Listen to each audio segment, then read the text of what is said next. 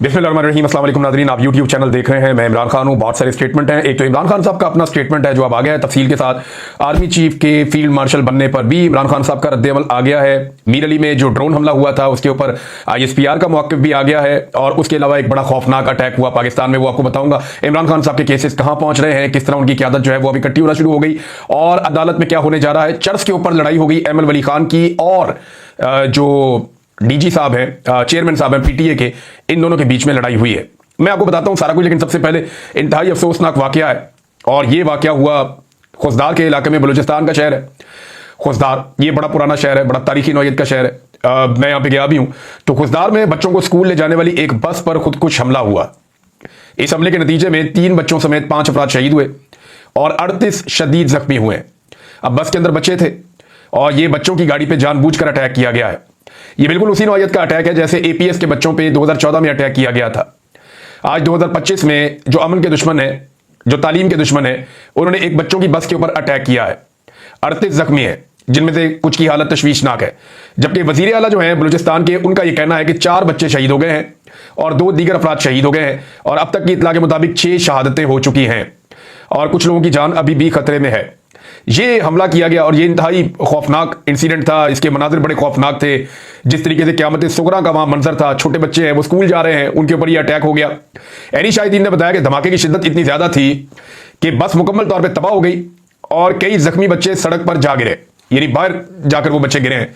इतना खौफनाक ये धमाका हुआ है। और धमाके की जो नौयत है वो बताई जा रही है कि ये खुदकुश धमाका था और दहशतगर्दों की जानिब से जानबूझकर बस को निशाना बनाया गया है।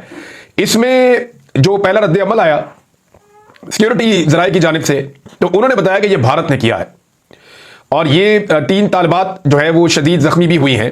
इसमें मैदान जंग में बुरी तरह नाकाम होने के बाद भारत ने पाकिस्तान के अंदर बुज़दिलाना कार्रवाइयां शुरू की हैं और बच्चों के ऊपर यह हमला किया गया है। और इस हमले को भारत के साथ जोड़ा पाकिस्तान के सिक्योरिटी जराये ने। यही बात जो है वो बलूचिस्तान के वजीर आला ने भी की है।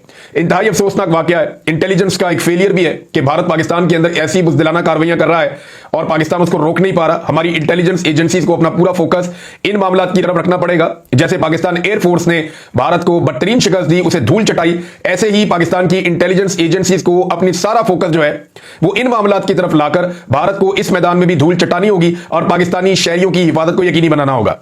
क्योंकि एक और चीज जो है वो मीर अली का जो वाकया आया था जहां पे ड्रोन अटैक हुआ था, उसके ऊपर भी ISPR का एक मौक़िफ़ आया है। इससे पहले कि मैं आपको यह बताऊं कि पाकिस्तान के अंदर बाकी पॉलिटिक्स में क्या चल रहा है, ये जो अफसोसनाक वाकया हुआ था जिसको ड्रोन हमला बताया गया, तो उन्होंने जो ISPR ने इस पर स्टेटमेंट दिया, उन्होंने कहा कि सिक्योरिटी फोर्सेज के खिलाफ बेबुनियाद और गुमराहकुन इल्जामात गर्दिश कर रहे हैं, जो कि एक मुनज़्ज़म और गुमराहकुन मुहिम का हिस्सा है।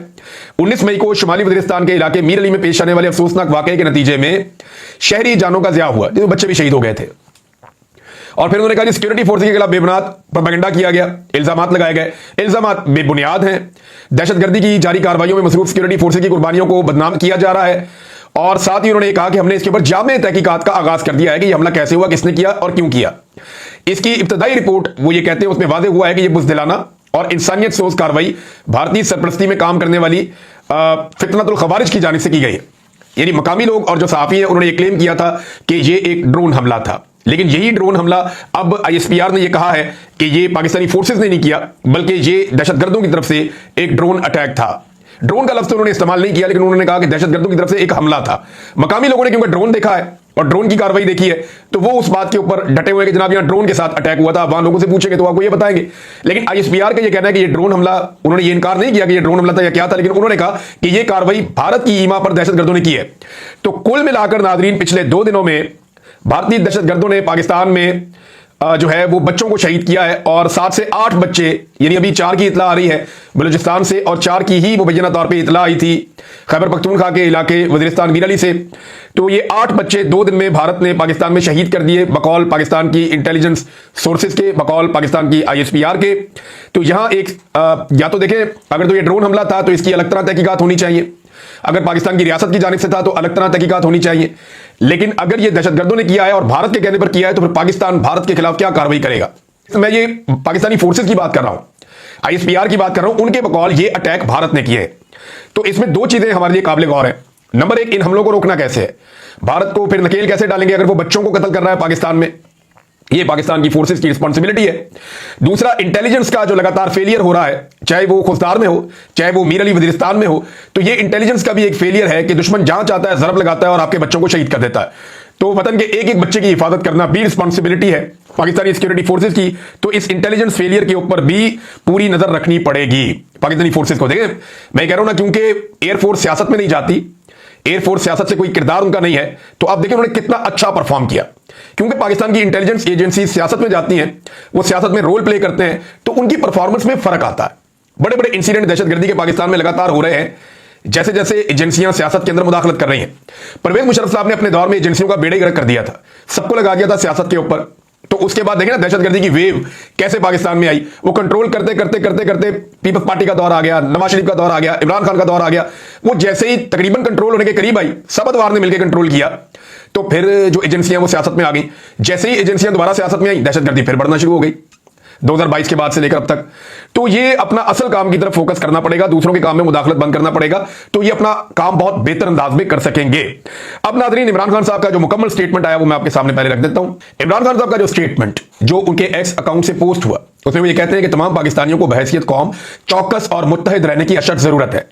नरेंद्र मोदी पाकिस्तान पर हमले से अपनी अंदरूनी साख को बढ़ावा देना चाहता था।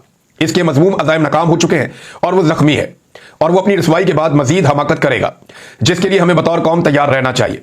इन हालात में मुल्क व कौम को इत्तेहाद और यगानगत की जरूरत है। इस इत्तेहाद के लिए बहुत जरूरी है कि अवाम की आवाज को सुना जाए। मैंने हमेशा कहा है कि पाकिस्तान की खातिर आइन और कानून की बहाली, अदलिया की आजादी और जुल्म के खात्मे के लिए जिसके पास इख्तियार है, इससे बात करने के लिए तैयार हूं। मुझे अपने लिए किसी डील या आसाइश की जरूरत नहीं है। नून लीग कठपुतली हुकूमत से किसी भी किस्म की गुफ्तगू या मुज़ाकरात बेफायदा है। इस हुकूमत का झूठे इक्तदार से चिमटे रहने के सिवा कोई मकसद नहीं है। इनके इख्तियार में कुछ भी नहीं है। ये वो हुकूमत है जिसने पाकिस्तान की इखलाकी इकदार और आईनी ढांचे को बिल्कुल तबाह करके रख दिया है। पाकिस्तान का जो तहजीबी और इखलाकी ढांचा थोड़ा बहुत कायम था, वो इन लोगों ने पिछले 2 साल में मुकम्मल तौर पर तबाह कर दिया है। चोर होना या डाकू होना इस वक्त इक्तदार की अलामत बन चुका है। आज के हालात ऐसे हैं कि अगर आप अमर बिल मारूफ पर यकीन रखते हैं, अगर आप नेकी और सच्चाई का रास्ता दिखलाते हैं, तो आप जुर्म के मुर्तकिब समझे जाते हैं।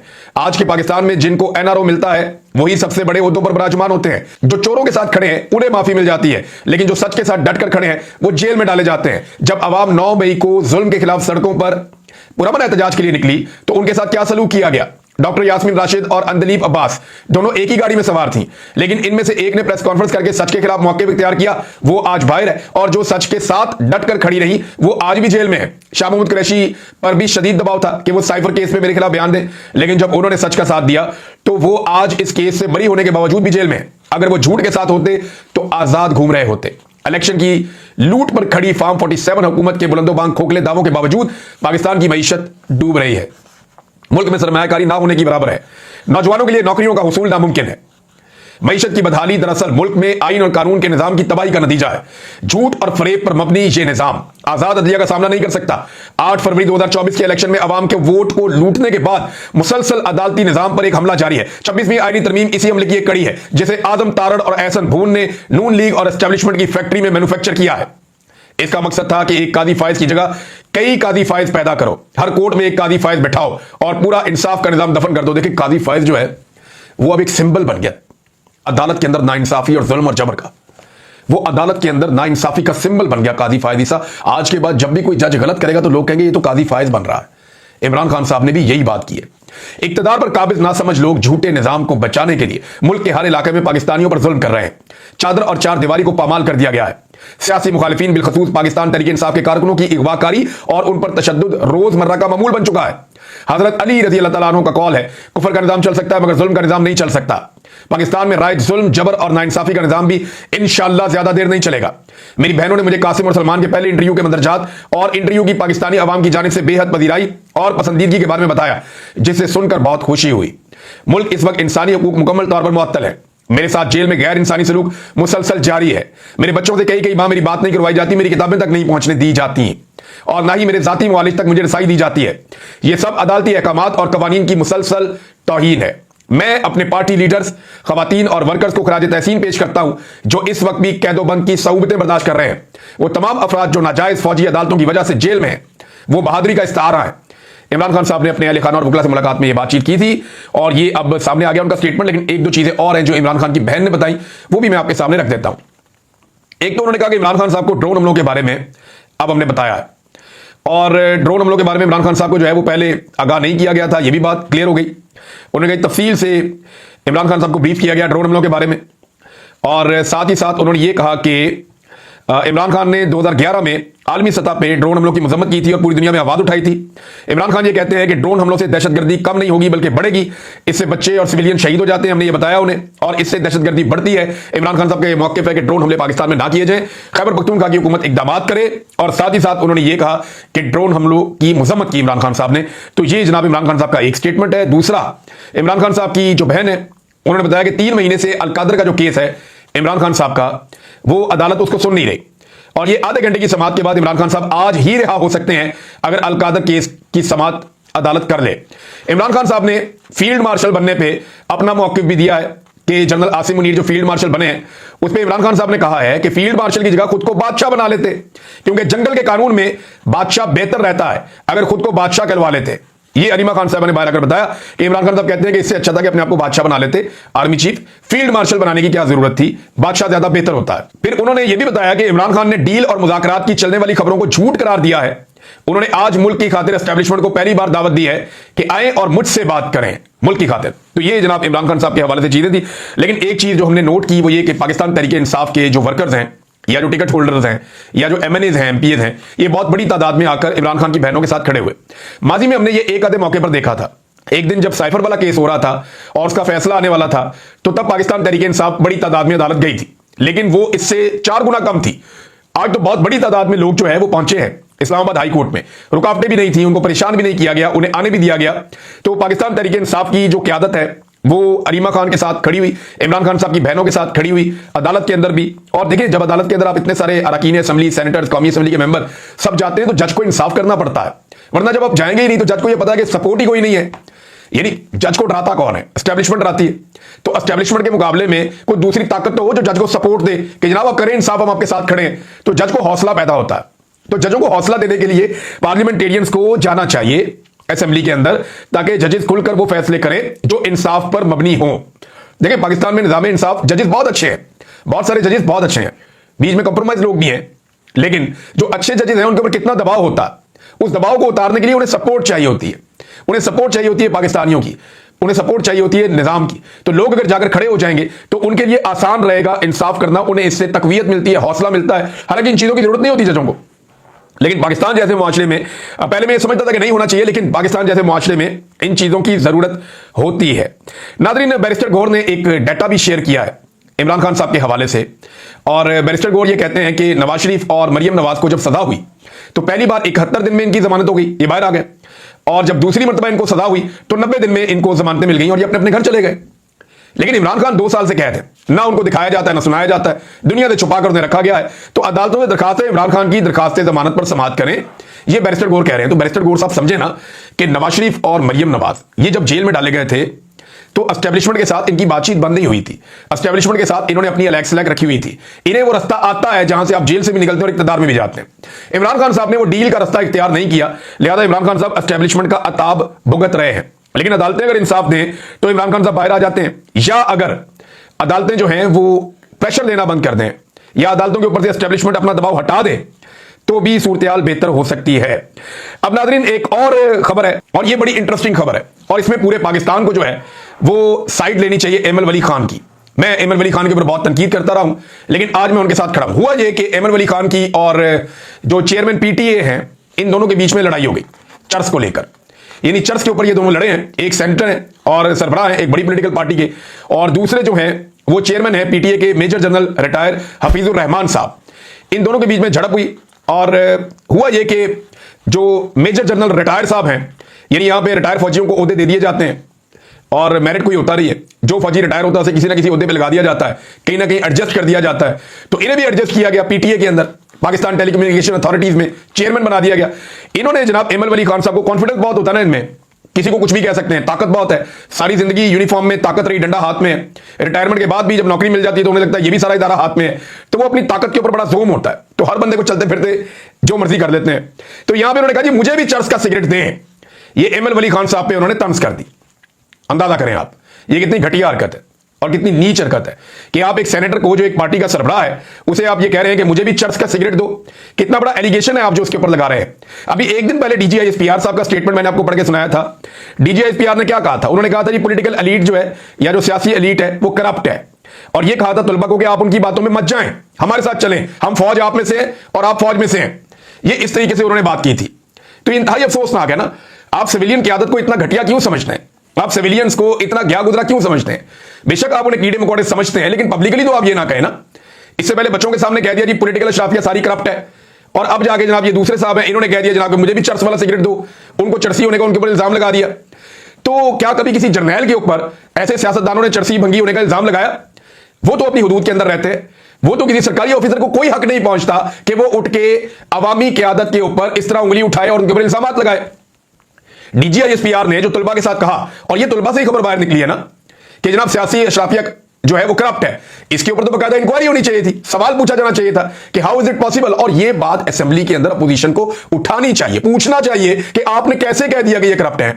आप कैसे कह सकते हैं? साबित करेंगे ये करप्ट है। तो ये अगर वो आपको कहेंगे आप करप्ट हैं, तो फिर भारत इसमें अहमद वली खान साहब को शाबाश देनी चाहिए। और उन्होंने कहा कि आपको क्या तकलीफ है, भड़क उठे अहमद वली खान साहब। और अहमद वली खान साहब ने कहा कि एक सरकारी मुलाजिम मुझे कैसे कह सकता है कि तुम चर्च पीकर आए हो? एक सरकारी अफसर का यह अंदाज बिल्कुल काबिल कबूल नहीं है। आपको यह जरूरत किसने दी कि ऐसे बात करें? तो फिर इसके बाद चेयरमैन पीटीए फौरी तौर पे जो है बैक फुट पे चले गए कि नहीं मुझसे गलती होगी। मेरे ख्याल में सारी सियासी जमातों को और सबको, जितने भी सिविलियंस हैं, उन्हें चाहिए कि अहमद वली खान साहब के मौक़िफ़ की तायीद करें, उनके साथ खड़े हो। 100 इख्तिलाफ सही, लेकिन एक रिटायर्ड जर्नल खड़ा होकर सिर्फ अपने ताकत के जोम में एक रुकन को यह नहीं कह सकता कि मुझे भी चर्च वाला सिगरेट दो। ये नहीं कह सकता, ये ज्यादती है, ये गलत है। यहां पे अहमद वली खान के साथ सबको खड़े होना चाहिए। बल्कि एक आधा ऑफिसर अगर आप ऐसे तब्दील करवा देंगे ना, इनको हटवा दें नौकरी से, क्या फर्क पड़ता है? दूसरा आ जाएगा, कोई और रिटायर फौजी आ जाएगा, इसको तो हटाएं यहां से। लेकिन जब ये हट जाएगा ना, तो सबको कान हो जाएगा कि आज के बाद इस तरह की घटिया हरकत नहीं करनी। तो ये बहुत गलत हरकत है जो की गई है, और मैं बहुत तनकीद करता रहा हूं अहमद वली खान साहब की सियासत पे, लेकिन जहां मैं पूरी ताकत से उनके साथ खड़ा हूं, इसलिए कि वो बात बिल्कुल ठीक कर रहे हैं। यानी ऐसे कोई उनके साथ नहीं कर सकता, और ये ज्यादती है।